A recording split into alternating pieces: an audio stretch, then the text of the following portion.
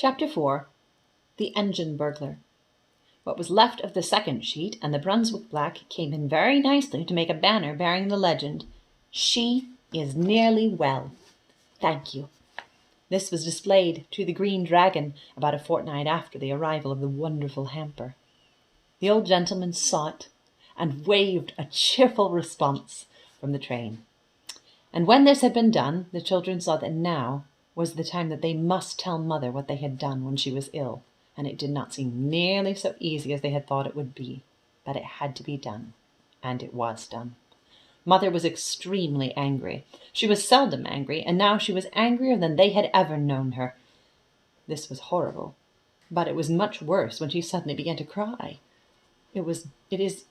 Crying is catching, I believe, like measles and whooping cough. At any rate, everyone at once found itself taking part in a crying party.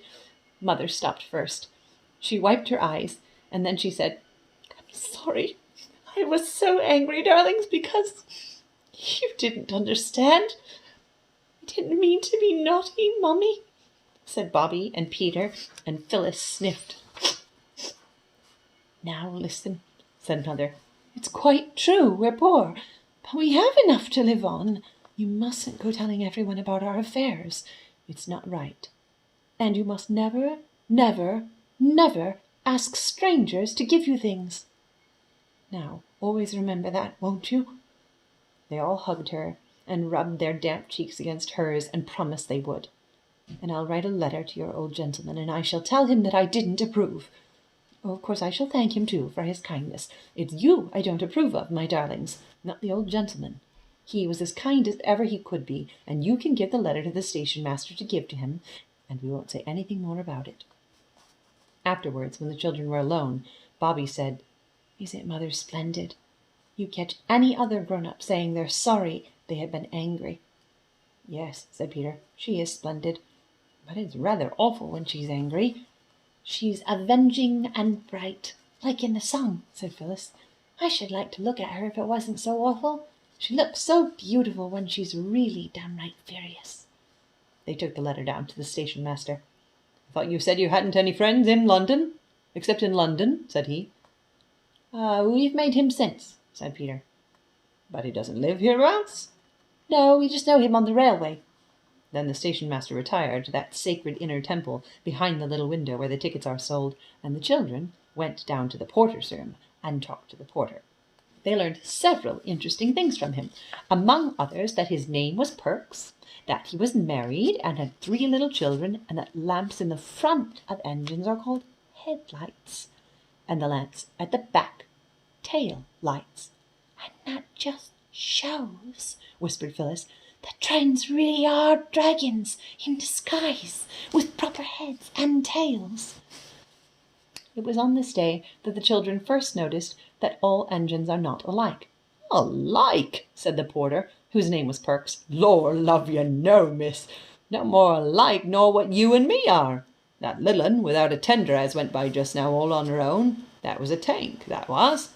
She's off to do some shunting on t'other side of Maidbridge. That's as might be you, miss. Then there's goods engines, great strong things with 3 wheels on each side, joined with rods to strengthen 'em, as might be me. Then there's mainline engines, as might be this here young gentleman. When he grows up, wins all the foot races at school, so he will. The mainline engine, she's built for speed as well as power. That's 1 to the 915 up." "The Green Dragon," said Phyllis. "We call her the Snail amongst ourselves, miss," said the porter. "She's oftener behind nor any train on the line." "But the engine's green," said Phyllis. "Yes, miss," said Perks. "So's a snail in many a season." The children agreed as they went home to dinner that the porter was most delightful company. The next day was Roberta's birthday. In the afternoon she was politely but firmly requested to get out of the way and keep there till tea time. "You aren't going to see what we're going to do till it's done. It's a glorious surprise," said Phyllis. And Roberta went out to the garden all alone. She tried to be grateful, but she felt she would much rather have helped in whatever it was than to have to spend her birthday afternoon all alone by herself, no matter how glorious the surprise might be. Now that she was alone, she had time to think, and one of the things she thought of most was what Mother had said in one of those feverish nights when her hands were so hot and her eyes so bright. The words were, "Oh, what a doctor's bill there'll be for this." She walked round and round the garden among the rose bushes that hadn't any roses yet, only buds, and the lilac bushes, and the syringas, and the American currants, and the more she thought of the doctor's bill, the less she liked the thought of it.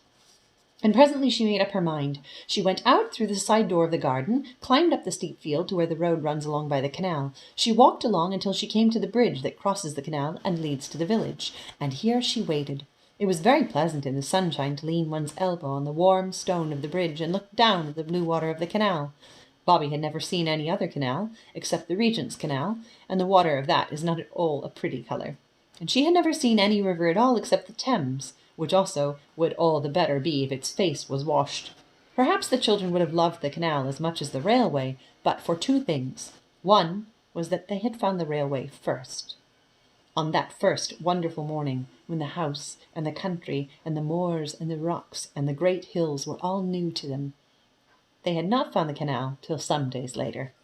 The other reason was that everyone on the railway had been kind to them, the station master, the porter, and the old gentleman who waved. And the people on the canal were anything but kind.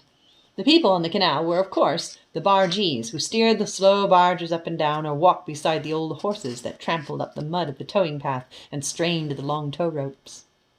Peter had once asked one of the bargees the time and been told to get out of that in a tone so fierce that he did not stop to say anything about his having just as much right himself on the towing path as the man. Indeed, he did not even think of saying it till some time later. Then another day, when the children thought they would like to fish in the canal, a boy in a barge threw lumps of coal at them, and one of these hit Phyllis in the back of the neck. She was just stooping down to tie up her bootlace, and though the coal hardly hurt at all, it made her not care very much about going fishing.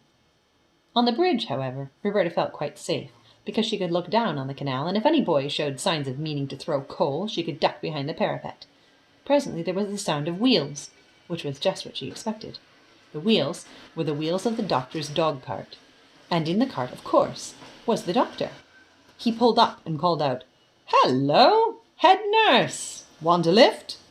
"I want to see you," said Bobby. "Your mother's not worse, I hope," said the doctor. "No, but—" "Well, step in then. We'll go for a drive." Roberta climbed in, and the brown horse was made to turn round, which she did not like at all, for it was looking forward to its its oats. "This is jolly," said Bobby, as the dog-cart flew along the road by the canal. "We could throw a stone down any one of your 3 chimneys," said the doctor as they passed the house. "Yes," said Bobby, "but you'd have to be a jolly good shot."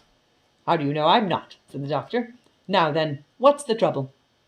Bobby fidgeted with the hook of the driving apron. "Come, out with it," said the doctor. "It's rather hard, you see," said Bobby, "to out with it, because of what Mother said." "What did Mother say?" "She said I wasn't to go telling anyone that we're poor. But you aren't everyone, are you?" "Not at all," said the doctor cheerfully. "Well?" "Well, I know doctors are very expensive. And Mrs. Viney told me that her doctoring only cost her 2 pence a week because she belonged to a club." "Yes?" "You see, she told me what a good doctor you were, and I asked her how she could afford you, because she's much poorer than we are. I've been in her house, I know. And then she told me about the club, and I thought I'd ask you, and I don't want Mother to be worried. Can't we be in the club too, the same as Mrs. Viney?" The doctor was silent. He was rather poor himself, and he had been pleased at getting a new family to attend, so I think his feelings at that moment were rather mixed. "You aren't cross with me, are you?" said Bobby in a very small voice. The doctor roused himself. "Cross? How could I be? You're a very sensible little woman. Now, look here. Don't you worry.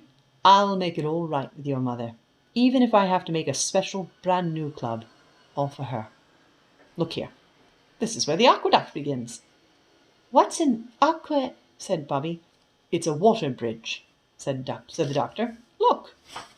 The road rose to a bridge over the canal. To the left was a steep rocky cliff with trees and shrubs growing in the cracks of the rock, and the canal here left off running along the top of the hill and started to run on a bridge of its own, a great tall bridge with tall arches that went right across the valley. Bobby drew a long breath. "It is grand, isn't it?" she said. "It's like pictures in the history of Rome." "Right," said the doctor. "That's just exactly what it is like. The Romans were dead nuts on aqueducts. It's a splendid piece of engineering." "I thought engineering was the making of engines." "Ah, well, there are different kinds of engineering. Making roads and bridges and tunnels is one kind, and making fortifications is another. Well, we must be turning back.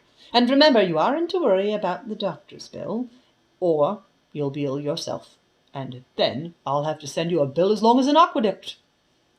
When Bobby had parted from the doctor at the top of the field that ran down from the road to Three Chimneys, she could not feel that she had done wrong. She knew that Mother would perhaps think differently, but Bobby felt that for once she was the one who was right. And she scrambled down the rocky slope with a really happy feeling. Phyllis and Peter met her at the back door. They were unnaturally clean and neat, and Phyllis had a red bow in her hair. There was only just time for Bobby to make herself tidy and tie up her hair with a blue bow before a little bell rang. "There," said Phyllis. "That's to show the surprise is ready. Ding! Now, you wait till the dinner bell rings, and then you may come into the dining room." So Bobby waited. "Tinkle, tinkle," said the little bell, and Bobby went into the dining room, feeling rather shy. Directly she opened the door, she found herself, as it seemed, in a new world of light and flowers and singing. Mother and Peter had opened the doors, and Phyllis, and they were standing in a row at the end of the table. The shutters were tight, and there were 12 candles on the table, one for each of Roberta's years, and the table was covered in a sort of pattern of flowers. And at Roberta's place was a thick wreath of forget-me-nots, and several most interesting little packages.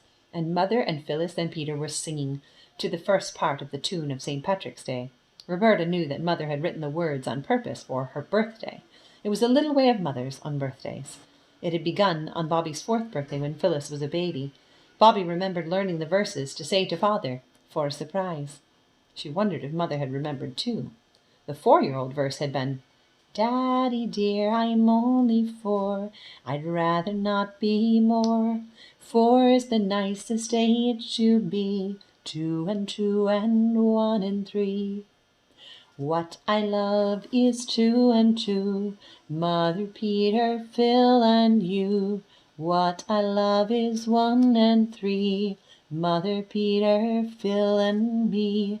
Give your little girl a kiss, because she learned and told you this." Then the song the others were singing now went on, and it went like this. "Our darling Roberta, no sorrow shall hurt her, if we can prevent it her whole life long.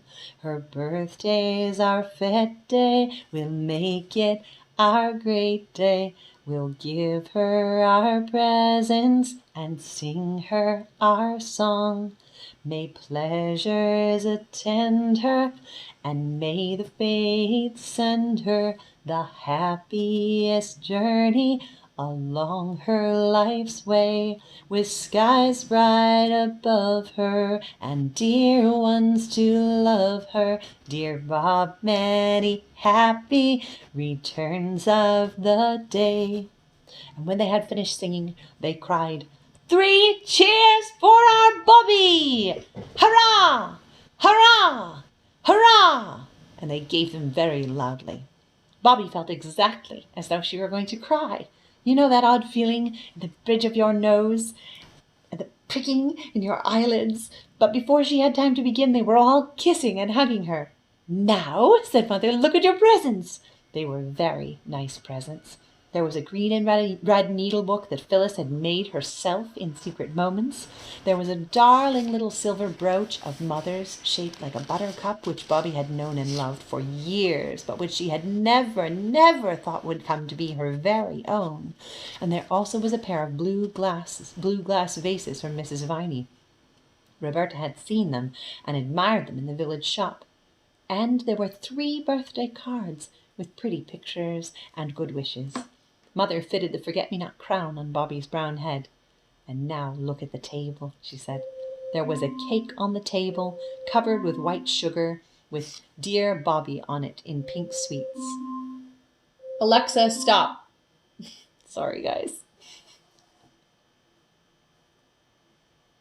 And there were buns and jam. But the nicest thing was that the big table was almost covered with flowers.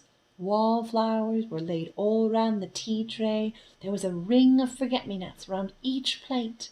The cake had a wreath of white lilacs round it, and in the middle was something that looked like a pattern, all done with single blooms of lilac or wallflower or laburnum. "What is it?" asked Roberta. "It's a map!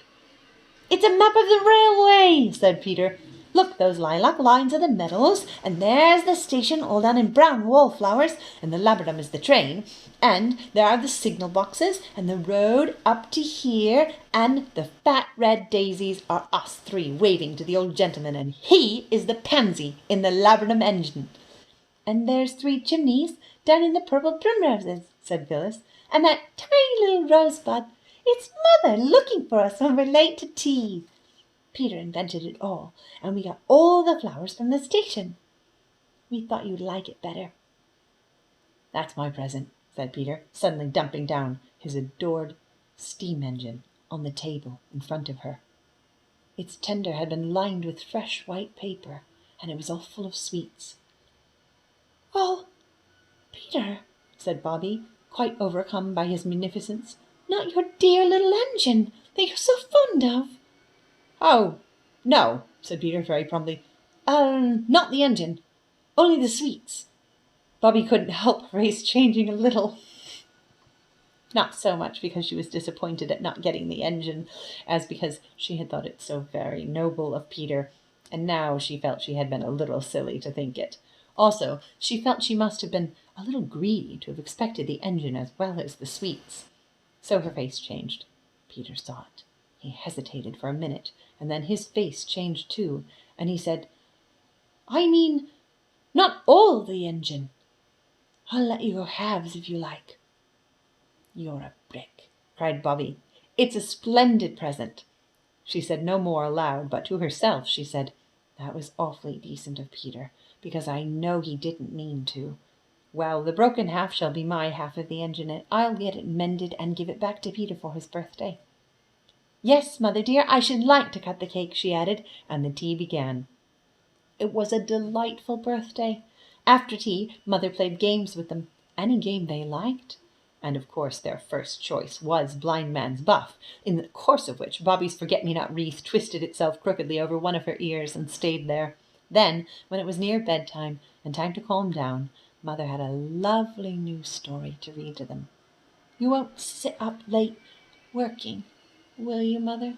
Bobby said, as they said good night, and Mother said no, she wouldn't. She would only just write to Father and then go to bed. But when Bobby crept down later to bring up her presents, for she really felt she could not be separated from them all night, Mother was not writing, but she was leaning her head on her arms, and her arms on the table. I think it was rather good of Bobby to slip quietly away, saying over and over, "She doesn't want me to know she's unhappy, and I won't know, I won't know." But it's made a sad end to a birthday. The very next morning, Bobby began to watch her opportunity to get Peter's engine secretly mended, and the opportunity came the very next afternoon. Mother went by train to the nearest town to do shopping. When she went there, she always went to the post office, perhaps to post her letters to Father, for she never gave them to the children, or to Mrs. Viney to post. And she never went to the village herself. Peter and Phyllis went with her. Bobby wanted an excuse not to go, but try as she couldn't think of a good one.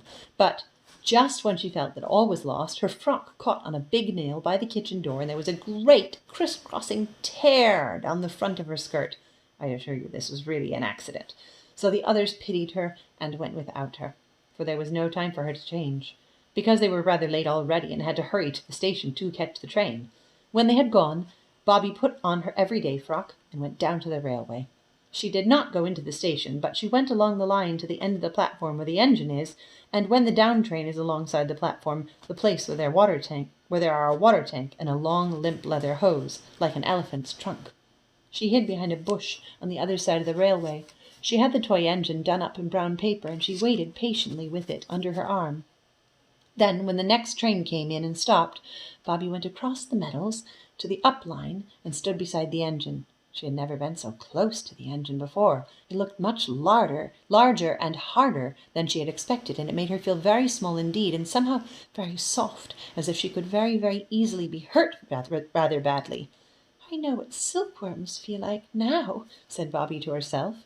The engine driver and fireman did not see her. They were leaning out to the other side, telling the porter a tale about a dog and a leg of mutton.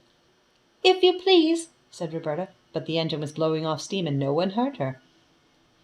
"If you please, Mr. Engineer," she spoke a little louder, but the engine happened at the same time to speak, and of course Roberta's soft little voice hadn't a chance. It seemed to her that the only way would be to climb onto the engine and pull on their coats. The step was high, but she got her knee on it and clambered into the cab. She stumbled and fell on her hands and knees on the base of the great heap of coal that led up to the square opening in the tender. The engine was not above the weaknesses of its fellows. It was making a great deal more noise than there was the slightest need for, and just as Roberta fell on the coals, the engine driver, who had turned without seeing her, started the engine, and when Bobby had picked herself up, the train was moving. Not fast, but much too fast for her to get off. All sorts of dreadful thoughts came to her, all together in one horrible flash. There were such things as express trains, which went on, she supposed, for hundreds of miles without stopping. Suppose this should be one of them. How should she get home again? She had no money to pay for the return journey. "And I've no business here. I'm an engine burglar, that's what I am," she thought. "I shouldn't wonder if they lock me up for this." And the train was going faster and faster. There was something in her throat which made it impossible for her to speak. She tried twice. The men had their backs to her. They were doing something to things that looked like taps. Suddenly she put out her hand, and she caught hold of the nearest sleeve. The man turned with a start, and he and Roberta stood for a moment looking at each other in silence, and then the silence was broken by both of them. The man said, "Here's a bloomin' go!" and Roberta burst into tears. The other man said that he was bloomin' well blessed, or something like it, but though naturally surprised, they were not exactly unkind. "You're a naughty little girl, that's what you are," said the fireman, but the engine driver said, "Darling little piece, I call her," and they made her sit down on an iron seat in the cab and told her to stop crying and tell them what she meant by it. She did stop, as soon as she could. One thing that helped her was the thought that Peter would almost give his ears to be in her place, on a real engine, really going. The children had often wondered whether any engine driver could be found noble enough to take them for a ride on an engine, and now here she was. She dried her eyes and sniffed earnestly. "Now then," said the fireman, "out with it. What do you mean by it, eh?" "Oh, please," sniffed Bobby, and then stopped. "Try again," said the engine driver encouragingly. Bobby tried again. "Please, Mr. Engineer," she said, "I did call out to you from the line, but you didn't hear me, and I just climbed up to touch you on the arm quite gently. I meant to do it, and then I fell into the coals. I'm so sorry if I frightened you. Oh, don't be cross. Oh, please, please don't." And she sniffed again.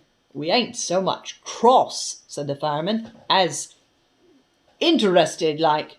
It ain't every day a little gal tumbles into our coal bunker out of the sky, is it, Bill? What did you do it for, eh?" "That's the point," agreed the engine driver. "What did you do it for?"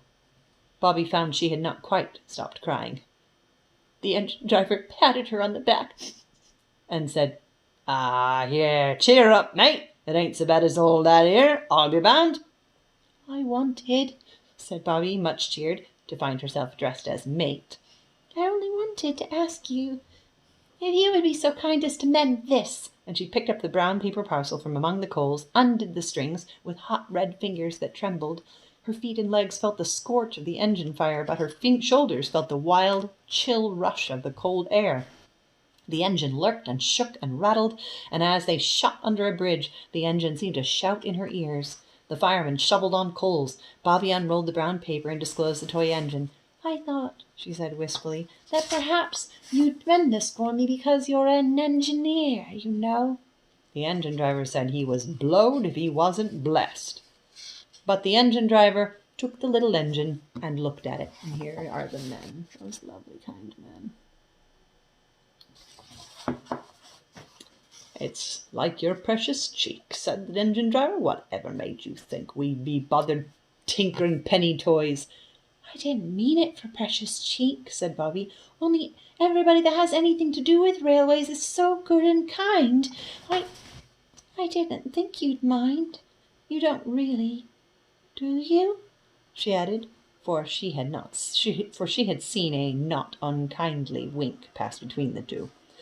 My trade's driving of an engine, not mending her, especially an outside engine as this air, said Bill. And how are we going to get you back to your sorrowing friends and relations and all be forgiven and forgotten? If you put me down next time you stop, said Bobby firmly, though her heart beat fiercely against her arm as she clasped her hands, and lend me the money for a third-class ticket, I'll pay you back, honour bright. I'm not a confidence trick like in the newspapers. Really, I'm not. You're a little lady every inch, said Bill, relenting suddenly and completely. We'll see you get safe home.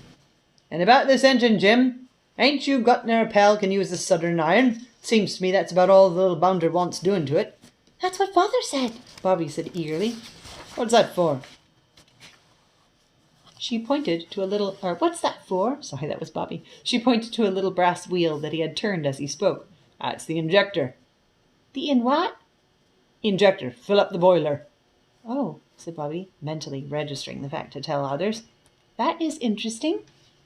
This here's the automatic brake, Bill went on, flattered by her enthusiasm. You just move this here little handle, do it with one finger you can, and the train jolly soon stops. That's what they call the power of science in the newspapers. He showed her two little dials like clock faces and told her how one showed how much steam was going and the other showed if the brake was working properly. By the time she had seen him shut off steam with a big shining steel handle, Bobby knew more about the inside working of an engine than she had ever thought there was to know. And Jim had promised that his second cousin's wife's brother should solder the toy engine, or Jim would know the reason why. Besides all the knowledge she had gained, Bobby felt that she and Bill and Jim were now friends for life, and that they had wholly and forever forgiven her for stumbling uninvited amongst the sacred coals of their tender.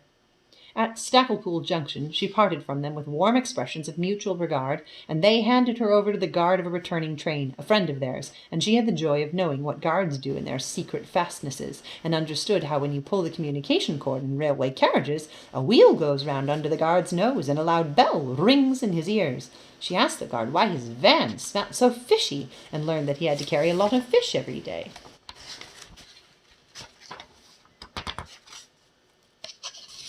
And that the wetness of the hollows of the corrugated floor had all drained out of boxes full of plaice and cod and mackerel and soles and smelts. Bobby got home in time for tea, and she felt as though her mind would burst with all that had been put into it since she parted from the others. How she blessed the nail that had torn her frock. "Where have you been?" said the others. "To the station, of course," said Roberta, but she would not tell a word of her adventure till the day appointed, when she mysteriously led them to the station at the hour of the 3:19's transit, and proudly introduced them to her friends, Bill and Jim.